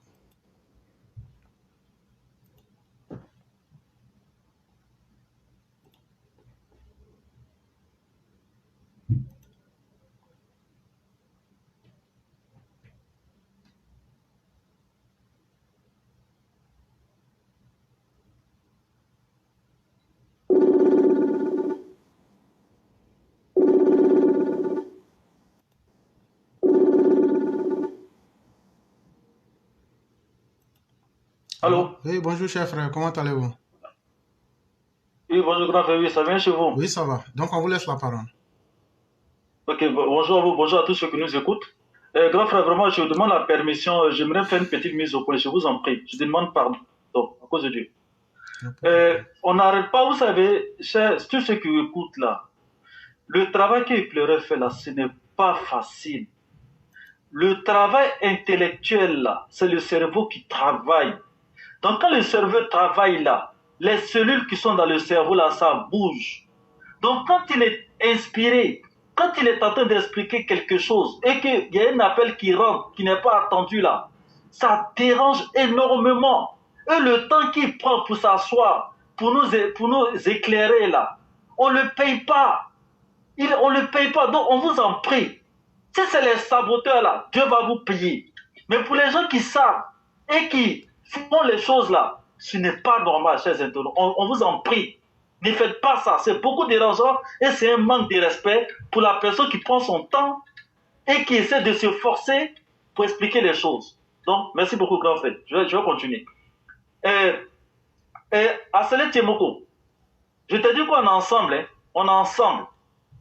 Chers parents, voici un monsieur qui s'est levé la semaine passée pour dénoncer le fait qu'il y a une association musulmane des douaniers. Les gens l'ont bombardé pour dire ce que tu dis là. Tu es en train de sortir de la politique. Là, il est sorti pour dire non, les gens pensent que j'aime pas les musulmans, moi c'est la laïcité, je vois. Après encore hier, il est sorti encore, il dit non, moi, les gens disent que j'aime pas les musulmans, donc aujourd'hui là, moi je vais dénoncer qu'il y a une association des chrétiens de la fonction publique. Monsieur le journaliste enquêteur, depuis que vous êtes journaliste enquêteur là, vous ne savez pas qu'il y a une association des chrétiens de la fonction publique, vous ne savez pas ça? Donc chers parents, voici des politiciens qui n'ont rien à nous proposer pour améliorer nos quotidiens. Ils n'ont rien à nous proposer. Qu'est-ce qu'ils font? Ils vont jouer sur nos sentiments pour essayer d'avoir gain de cause, chers parents. Ce monsieur-là, il vient de montrer son vrai visage. Il n'a rien à nous proposer. Qu'est-ce qu'il a fait pour Tia Saleh jusqu'à présent? Qu'est-ce qu'il a fait? À part poursuivre des pauvres familles, il a fait quoi pour Tia Saleh? Là, il prétend diriger la Côte d'Ivoire. Il n'a rien à nous proposer que de dénoncer ce qu'on appelle la laïcité. On a en Côte d'Ivoire, il y a des chrétiens, il y a des musulmans, il y a des gens qui ne croient pas en Dieu aussi. Mais on vit ensemble. Si, c'est-à-dire que des politiciens qui n'auraient rien proposé, si ce n'est pas pour dire qu'ils vont contrôler les naissances de nos sœurs, c'est pour dire non, la laïcité. C'est quoi ça? C'est les parents. Donc ces gens de personnes comme Assalé Tchomoko là, est-ce que ça vaut la peine de les suivre? Voilà ce qu'il a commencé là, chers parents. Donc je vous en prie, on n'a qu'à suivre les gens, les personnes qui sont prêtes à nous aider, à améliorer nos quotidiens, et non des personnes qui n'ont rien à nous proposer que de taper sur des choses qui peuvent nous diviser. On n'est plus dans ça, chers parents. Ok, merci grand frère. J'avais une question, mais peut-être si vous voulez que je la pose, on va attendre la prochaine fois. Non, je ne ferai pas de commentaires aujourd'hui. Et comme je l'ai dit, pour être fidèle à moi-même, chaque fois qu'il y aura une erreur, je vais réagir. Donc, je ne vais pas répondre aujourd'hui. Ok, d'accord. On va se parler après. Il n'y a pas de problème. Merci beaucoup. Bonne journée. Merci beaucoup.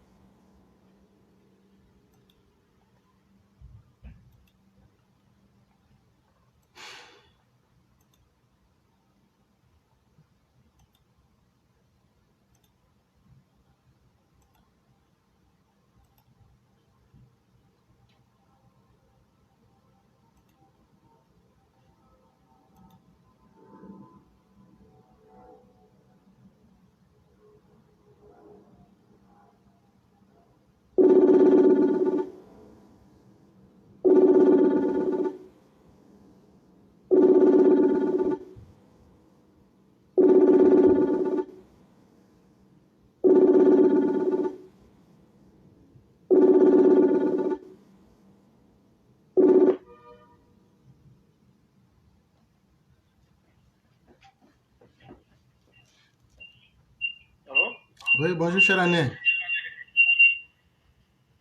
Clara, Oui, comment allez-vous? ça va bien? Oui, ça va. Donc, je vais vous laisser la parole. Ok, mon frère. Décourage.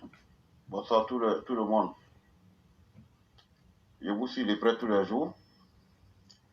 Et le sujet du jour est tellement important. Et malheureusement, il y a certaines personnes malsaines qui viennent toujours entrer dans notre live pour juste se perturber quand il s'agit des développements et des thématiques très importantes. Mon frère, c'est les aléas du travail et du dévouement. Quand tu es très sérieux, il y a des gens toujours qui veulent te distraire. Moi, je te donne tous mes encouragements et puis à tous ceux qui interviennent tous les jours. Nous sommes tous à l'Occident, nous savons tous que ce n'est pas facile. Quand les gens prennent leur temps pour vous édifier, pour vous entretenir,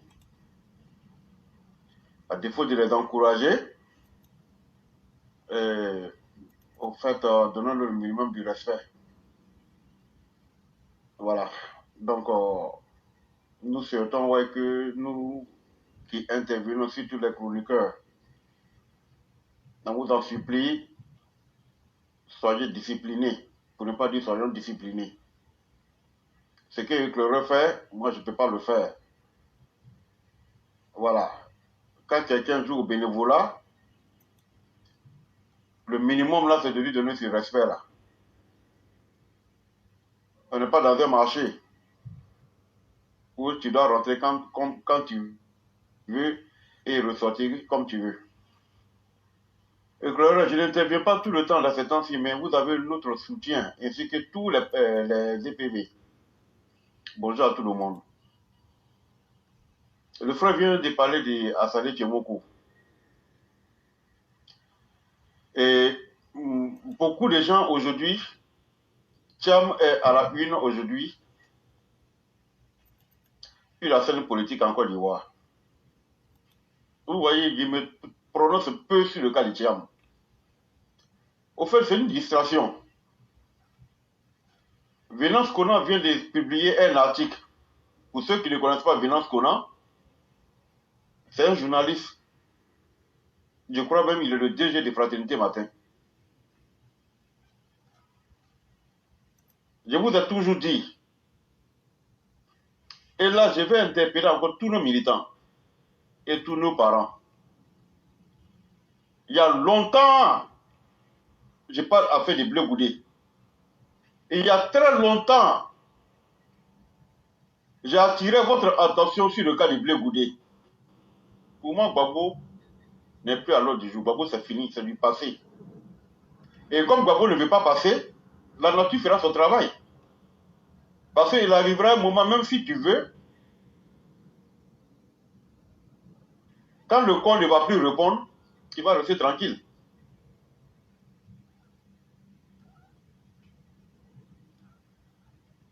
Ça continuerait à vous parler de Bleu Goudé.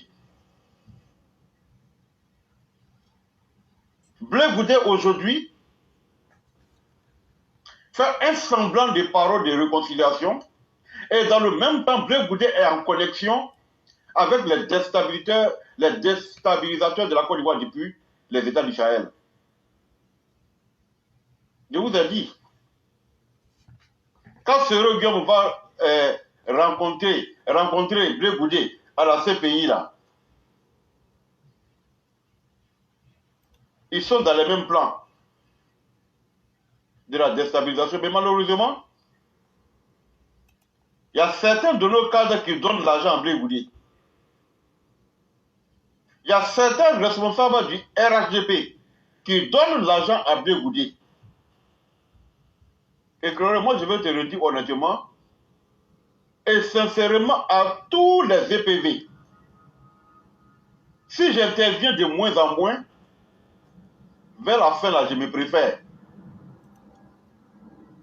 Et je vous ai dit, notre combat, là, nous qui supportons le président Ouattara, là, je vous dis, et je vais vous le répéter, quand vous voulez faire chemin avec un leader politique, là, d'abord, c'est selon votre propre conviction. Pas parce qu'il vient du Nord, pas parce que vous l'aimez. Parce que si on suit les hommes politiques, parce que nous les aimons, on aura toujours nos yeux que pour pleurer. Mais quand vous les suivez par conviction, et qu'en chemin faisant, vous n'avez plus la même vision, ce qu'on appelle la conviction, vous vous retirez. Parce que nous autres là, qui sommes les hommes de conviction, si nous restons aujourd'hui, si nous voulons continuer à parler dans cette histoire de politique du RADP, pour soutenir le président Ouattara, c'est parce que d'abord nous sommes des hommes de conviction. Sinon je vous dis que ça fait mal, hein. Quand tu réfléchis, ça fait très mal. Donc je me dis, à un moment donné, mais on a toujours parler, crier, alors que pour la cause, pour ne pas dire que pour ça que tu te bats, parce que vous avez une vision commune, vous êtes des hommes de conviction, vous avez un leader commun, et vous voulez faire une politique saine, et malheureusement c'est ça le problème en Afrique. J'ai dit que toujours, vous qui êtes avec nous ici, sur la plateforme Éclaireur pour Vérité, je dis toujours, et je le prononce toujours, oui, fort, qu'un leadership là, ça ne se décrète pas, ça se mérite. Voici le cas de Zainab. Toute la Côte d'Ivoire l'a soutenue aujourd'hui, parce qu'elle a eu une vision, elle a visé quelque chose, et elle voulait atteindre son objectif. Elle n'a pas attendu que le président ou la première dame vienne lui faire des dons. C'est ça qu'on appelle le leadership. Et ce leadership-là, le président Ouattara s'est mis devant nous pour atteindre un objectif, pour combattre un système qui nous excluait du système politique, pour ne pas dire du système social. Nous réduit à des sous-hommes, nous réduit à l'esclavage d'un autre nom. Mais malheureusement, il y a des gens qui sont dans son entourage aujourd'hui, comme Éclaireur le disait tout à l'heure.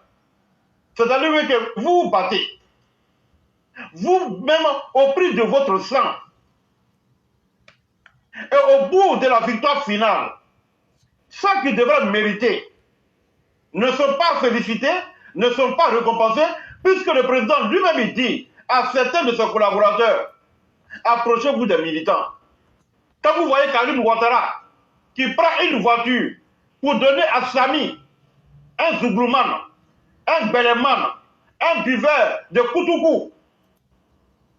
Mais Karim Ouattara, pendant la désobéissance civile en 2020, il y a des militants qui ont été tués, il y a des militants qui ont perdu les batailles, et toi tu prends l'argent du contribuable pour aller donner à Sami, le Beleman, qui supporte Babo.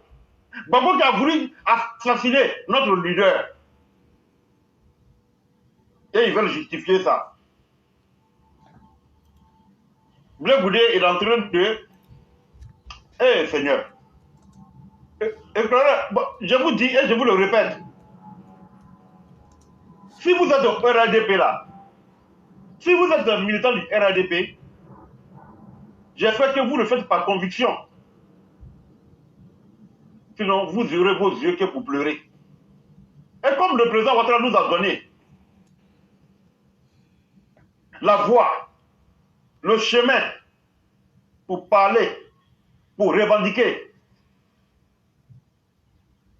il ne viendra pas le faire à notre place. Quand Blé Goudé lui-même il sort, après que Cissé Bakongo dit qu'au sens figuré comme au sens propre, que Blé Goudé là, il est avec nous, et que ce lascar, ce criminel, ce accord blanc,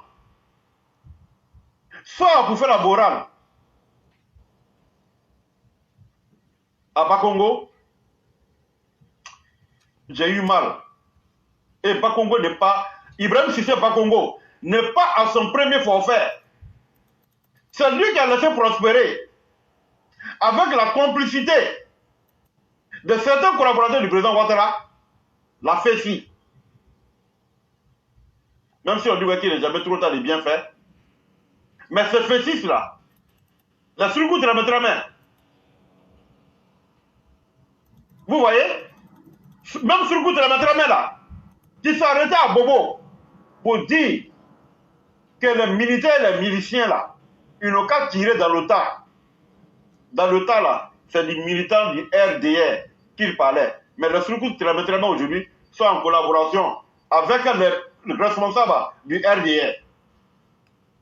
Voici le cas de Denis Pacheco.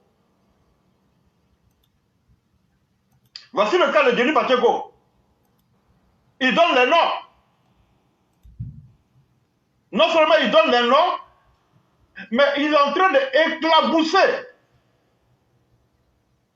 l'un des collaborateurs, et pas de moindre, dans le dispositif sécuritaire à la présidence.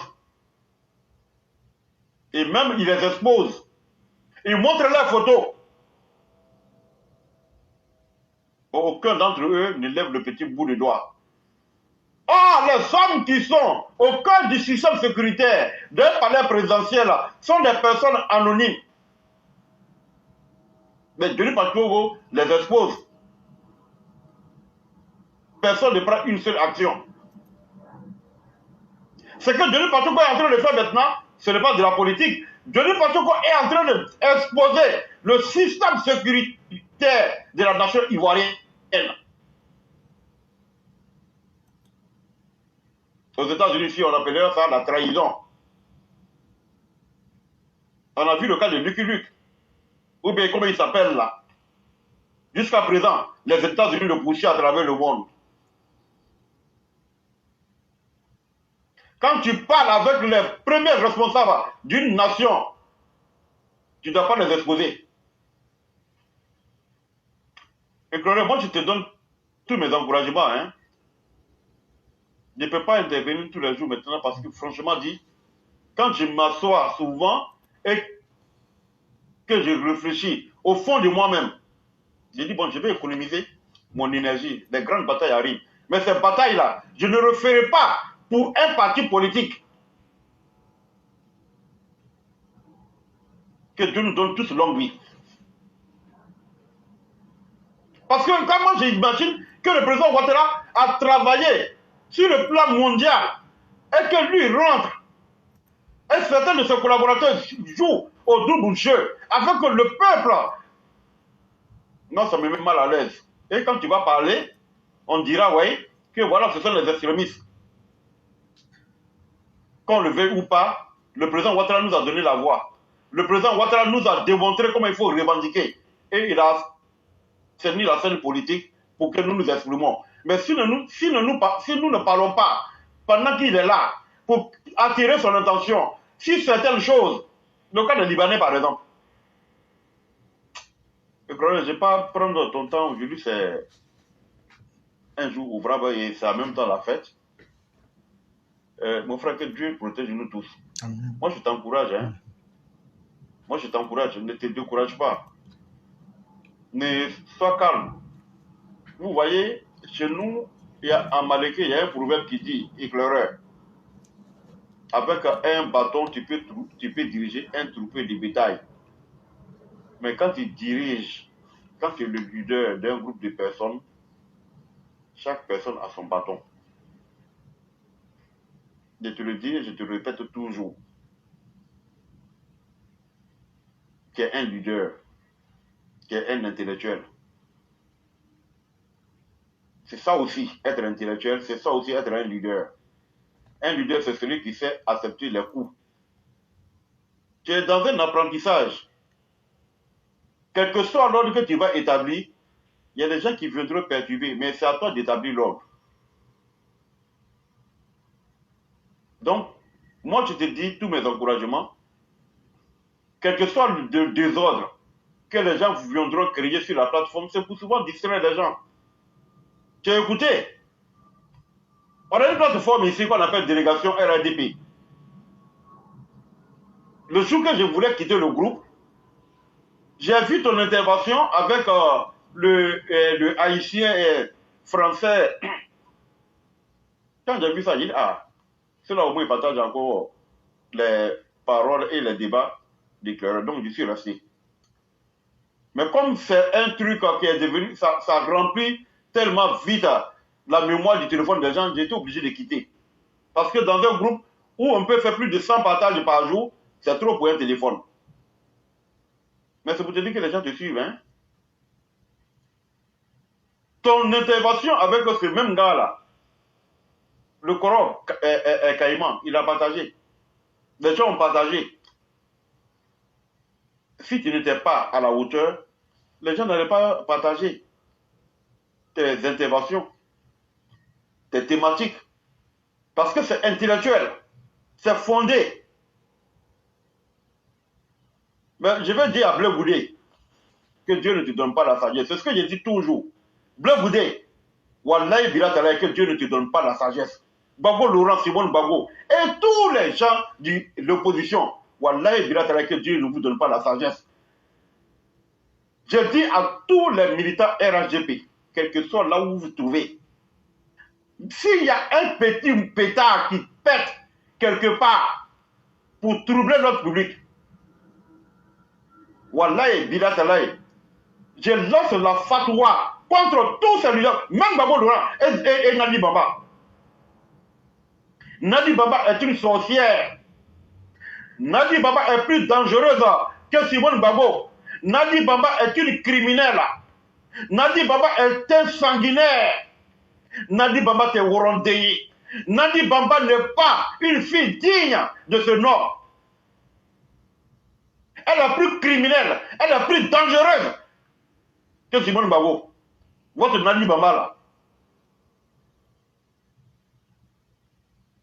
Une femme digne, une femme responsable, une femme qui connaît la douleur maternelle ne peut pas suivre un criminel parce que à cause de l'argent, Nadi Baba aujourd'hui suit Bago Laurent. À cause de l'argent, Nadi Baba accepte aujourd'hui qu'on planifie l'assassinat systématique de toute la région du Nord. Nadi Baba est très dangereuse. Je lance la fatwa contre Nadi Baba. Je lance la fatwa contre Nadi Baba. Partout où vous verrez Nadi Baba, combattez-les. Combattez-la avec votre dernière énergie. C'est à cause de l'argent de Derek Babou. C'est à cause de l'argent et la recette qu'on planifie au vu, au-dessus de Nadi Baba. Les gens de l'opposition ne font plus la politique. Hein. La ségrégation là, ces enfants ils sont toujours. Et tout se planifie devant Nadi Bamba. Tout se concorde devant Nadi Bamba. Tout se concorde sur les pieds de Nadi Bamba.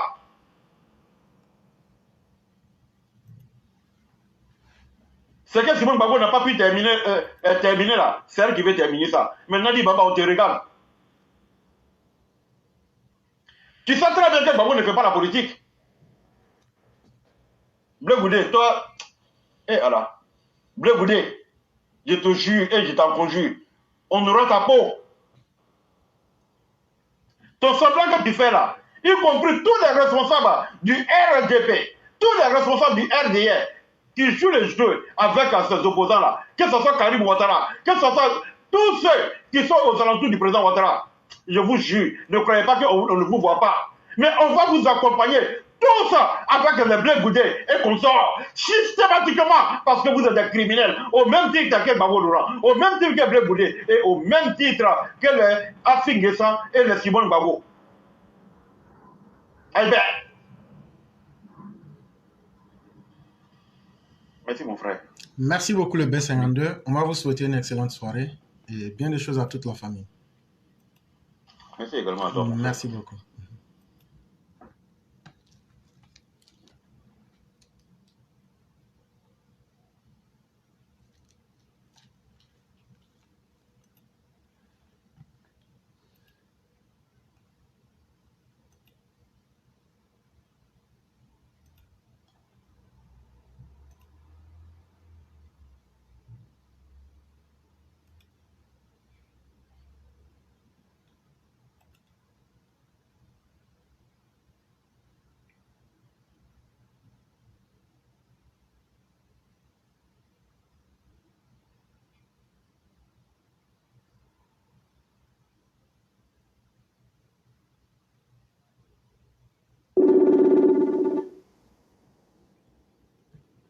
Allô? Oui, Bonjour, cher René, comment éclairé. allez-vous? Ah, vraiment, je suis vraiment très, très désolé, hein. C'est l'appel qui est venu de ma part, là. C'était vraiment pas moi parce que j'étais en train d'écrire. Ma main a dû appuyer et je voyais rien du tout. Mais quand j'ai vu que ça appelait, j'ai dit, mais qu'est-ce que je suis en train d'écrire? Et puis, j'ai appuyé pour arrêter. Et malheureusement, les conséquences, ça a déséquilibré ta communication. Je suis vraiment désolé. On va vous laisser la parole pour que vous puissiez vous exprimer. Allô? Oui, non, vous pouvez vous exprimer.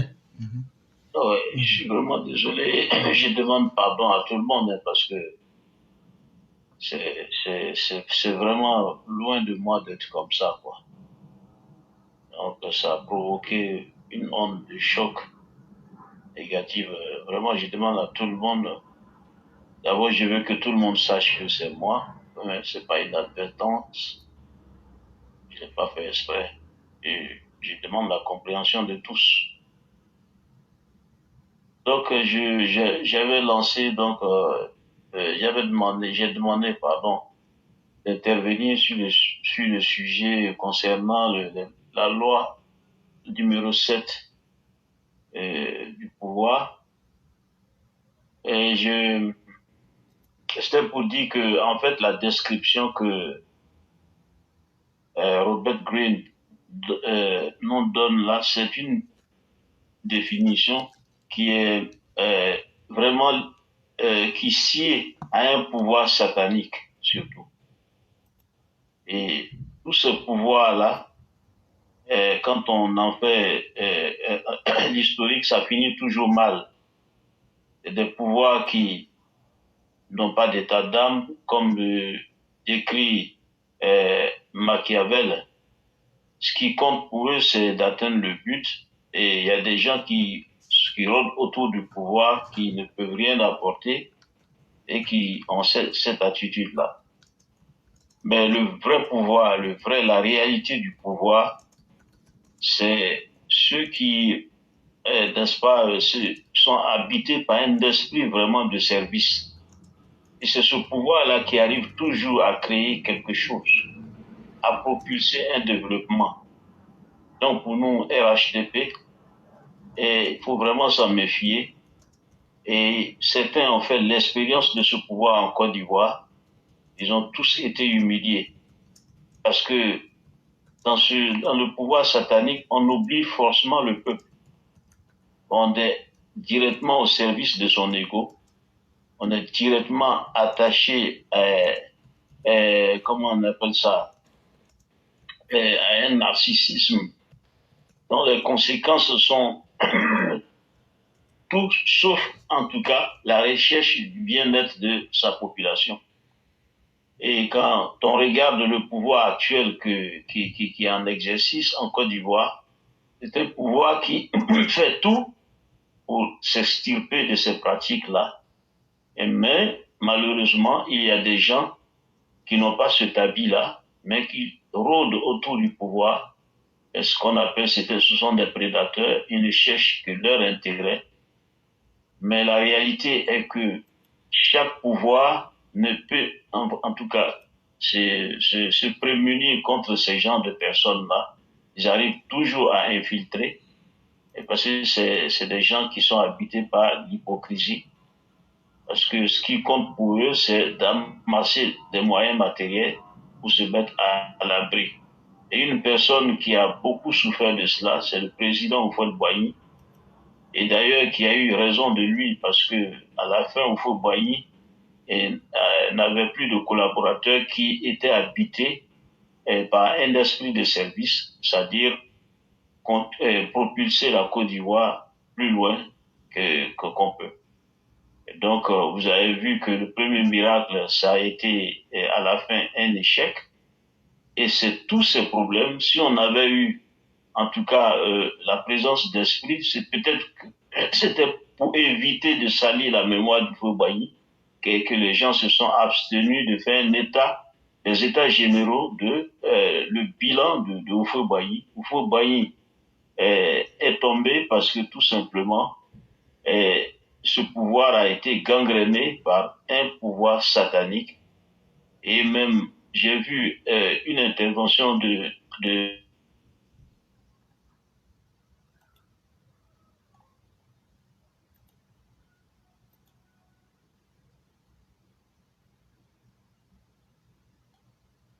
à Tidiane Thiam qui vient au...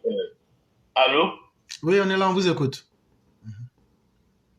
Ouais, Tidiane Thiam qui vient en Côte d'Ivoire au moment où tout est prêt, au moment où le pays est pratiquement dans une phase de prospérité, alors que objectivement, si vraiment il était un vrai patriote, il devait rester, en tout cas, où qu'il soit, en tout cas, de façon générale, il devait apporter à la Côte d'Ivoire, en tout cas, tout ce qu'il peut pour pouvoir sortir le pays de cette période de crise que le pays a connue.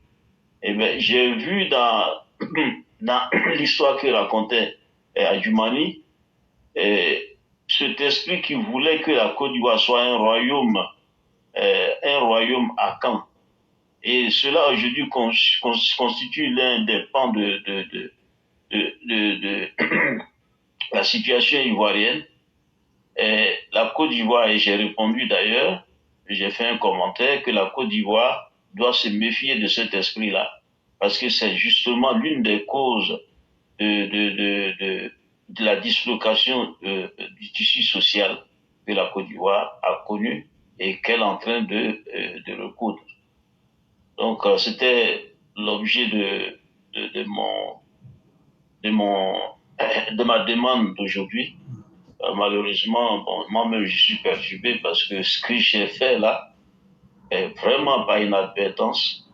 Je ne l'ai pas fait pour perturber mais sinon ce serait même du non-sens.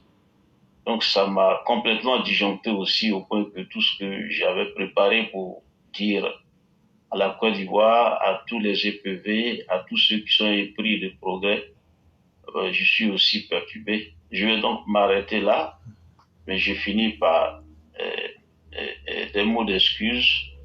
C'est bien moi qui ai lancé l'appel, mais je ne l'ai pas fait expressement. Voilà, c'est une erreur regrettable et j'en suis vraiment désolé. Toutes mes excuses. Merci de me laisser ce temps de parole. C'est vous que nous remercions. Et on est déjà à la fin de l'émission. On va vous permettre de faire donc la conclusion. Et on va dire merci à tous ceux qui nous ont suivis. Et on se retrouvera certainement demain. Donc, on vous laisse la conclusion. Merci beaucoup, éclaireur. Je veux dire à tout le monde, quand j'ai écouté aussi notre frère B52, je vois qu'il y a la colère et c'est légitime parce qu'il y a des choses qui se passent qui sont vraiment inadmissibles. Mais moi, je voulais vraiment rassurer. Et il y a un discours du président de la République quand il a été interviewé par des journalistes français en tout cas, on lui demandait s'il laisserait la place à quelqu'un le plus tôt possible. Mais ce qui m'a intéressé dedans, c'est que le président était attaché. Il a dit que ce qui est important, c'est de trouver un leader. Vous voyez, dans un groupe, tout n'est pas parfait. C'est une souffrance pour nous, au vu de la qualité du travail qui a été abattu pendant près de 14 ans. C'est une souffrance pour nous réellement de voir que la Côte d'Ivoire est menacée par ces personnes-là qui coopèrent avec l'opposition, qui coopèrent avec ceux qui sont de l'autre côté, qui veulent forcément porter un coup dur, en tout cas dans un esprit de revanche, au travail qui est réalisé par le RHDP. Je veux dire tous ceux qui sont dans le profil du président de la République. Voilà. Mais il ne faut pas s'en inquiéter. Il faut s'en préoccuper dans le sens de vraiment d'avoir un œil incisif. Et c'est comme ça qu'on va pouvoir sortir de ça. Même quel que soit le temps, il y aura toujours des gens comme ça qui vont naviguer entre deux eaux, observer la nature, Et c'est à nous, et c'est une charge extrêmement lourde, mais elle n'est pas impossible. Elle n'est pas impossible parce que tout ce qui est grand est toujours combattu. Heureusement que le président de la République, avec les gens de bonne volonté, ont montré que la Côte d'Ivoire ne peut jamais mourir, qu'elle va toujours progresser. Les ennemis ne vont pas arrêter, mais la réalité est que ils seront toujours rattrapés par la vérité. La vérité, ce qu'on appelle la vérité-réalité. Et donc, continuons à nous battre, ne laissons pas de place au découragement. Les bleus boudiers jouent avec le feu, mais le feu va les brûler. Ça, j'en suis persuadé. Donc, c'est tous mes encouragements de garder de la lucidité. Et j'ai parlé de ça la fois dernière sur TikTok. Il y a une chose qui est essentielle et que d'ailleurs le président de la République est en train de chercher. Il faut vraiment qu'on trouve des gens qui sont en tout cas pétris de sagesse. C'est avec la lumière de la sagesse qu'on arrive à naviguer dans des eaux aussi troubles que celles du marigot, comment on appelle, ivoirien, politique ivoirien. Donc, continuons la lutte et je pense que nous serons toujours du côté de la victoire. Et cette victoire, nous l'avons même déjà. Mais il faut jamais se complaire dans les acquis. Il faut toujours aller plus haut. Bonsoir. Merci de m'avoir écouté. Merci. À bientôt. Merci infiniment et excellente soirée à tous et à toutes. Merci beaucoup. Merci. Merci. Merci beaucoup.